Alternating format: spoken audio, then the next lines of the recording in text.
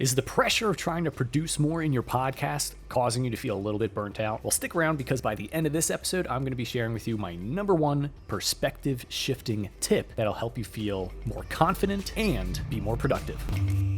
Hey, what is going on, Impact Podcaster people? It is Alec here, and in case you're new here, at Impact Podcaster Academy, we provide podcasters with the tools, tips, tricks, and things that they need to help create more impact and income with their show without needing things like a large audience or sponsors or anything like that. So the thing that was really cool is earlier my fiance and I were talking. Oh, I thought she was going to walk in the background there.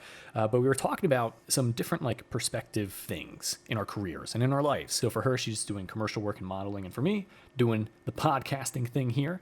And there are these moments that we have in our careers, and I'm sure you may have these as well, where it's like you're producing and you're doing, and there's just this point where it's like things just feel frustrating and you feel like you're using a lot more energy and you're getting a little bit more burnt out. And the thing that's crazy is oftentimes it may not necessarily be what you're doing. Like what you're doing may not necessarily be the problem. It may be how you're perceiving the situation. So what do I mean by that? Well, let's say you commute to work, and the commute is for the most part always going to be an hour long because of traffic. Like 9 times out of 10, it's going to be an hour long. And instead of going on that drive and getting into the traffic and being like, holy cow, this is so annoying, there's this traffic, and I just wish there was no traffic. Like if you were to do that, then 90% of your drive, 90% of the commute is always going to be frustrating. But with the perspective that, okay, like you have to commute and you recognize that there's going to be traffic and you recognize that that traffic's going to cause the drive to be an hour long, then why stress out over it? It's basically guaranteed it's going to take an hour long.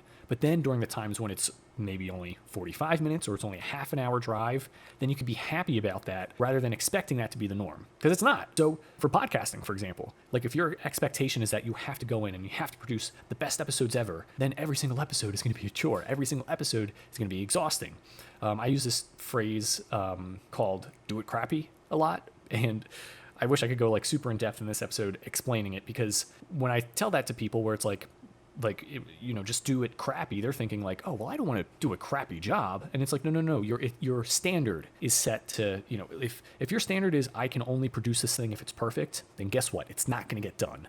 Or if your standard is, well, I'll only get started once I feel like perfectly ready, then guess what? You're not going to get started. You're not going to work on it. But if the standard is like, okay, I'm going to do the thing, I'm going to get it done, and at bare minimum, if it's crappy, that's fine. I'm okay with that. Because most of the time, what you end up producing is better than it being crappy anyway. But it's with that whole perfection paralysis thing and like this perspective of like, oh, it's got to be the greatest thing ever, that ends up preventing you from producing the thing anyway.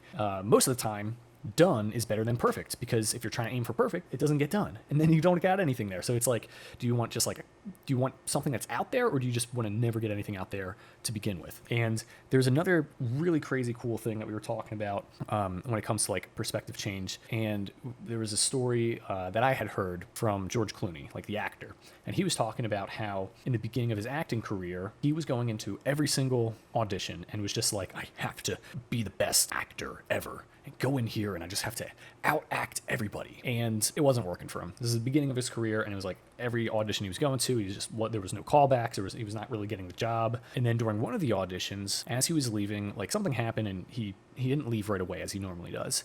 And he got the opportunity to overhear a conversation that the people were having that were conducting the audition. So he's, I guess, tying his shoes or something, or he's grabbing his bag and he's putting it on, and he's hearing these people, and they're like, oh man, I just hope that the next person that comes in is the person we're looking for. And it was, something along the lines of that. They were talking about how like, oh, we just hope that the next actor that comes into audition is the actor that we need, because we need the right person. And after he heard that, his whole perspective changed. He was like, holy cow, I'm going in here trying to be the best me, the best actor that I can. But what I should be doing is going in there and trying to understand, like, what is it that they need? How can I fulfill the role that they're looking for? How can I be the person that solves their problem? And just that subtle shift, like he's still going in, he's still auditioning, and he's still acting, but like it was that shift that allowed him to get a lot more roles. And then it led to better paying gigs, and then it led to him being in more movies and stuff. And now he's George Clooney, you can just look him up and you'll find him. But it's just interesting that these things, like, it may not necessarily be what we're doing, but it's like how we're perceiving what we're doing. It totally changes the game for everything. So if your expectation going into stuff is that it has to be perfect, then what would happen if you changed it where you're okay if it comes out, quote unquote, crappy or whatever? If your perspective is, oh, I have to produce these episodes because I or like I've heard of people where they're like, I just produce episodes for me. I do it because I like it. I do it because I'm talking about what I want to talk about. And for some people that helps, but your audience isn't there to hear you for what you like. You know, they're going to listen and they're going to stick around because it's what they like. So if you go into it and you're trying to produce these episodes and you're like, what's something that my audience is really going to love? Or how can I figure out what I like and relate it to the things that my audience likes? Then you're going to have like a way different experience kind of when it comes to producing these episodes. Because I've seen it a lot where people are only talking about the things that they like, and then they're wondering, why is nobody else listening to my episodes? And it's like, well, because your topics are the pineapple pizza of podcasting, you know? And I've had pineapple pizza. I actually think it's kind of cool. But then again,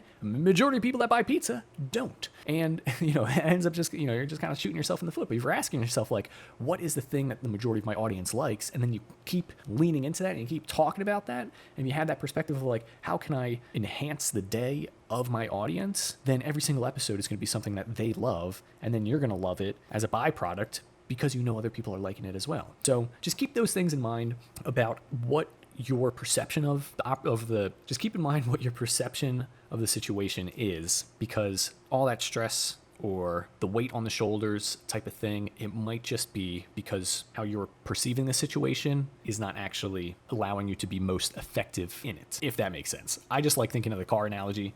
If you're going to have an hour commute, you may as well lean into it and just accept the fact that the commute's going to be an hour, and then appreciate the moments when the commute is only half an hour. So thanks so much for listening. I feel like I kind of rambled on a little bit towards the end there, but if any of this resonated with you, make sure to hit the like button and subscribe, share this with a friend, and I look forward to seeing you in the next episode.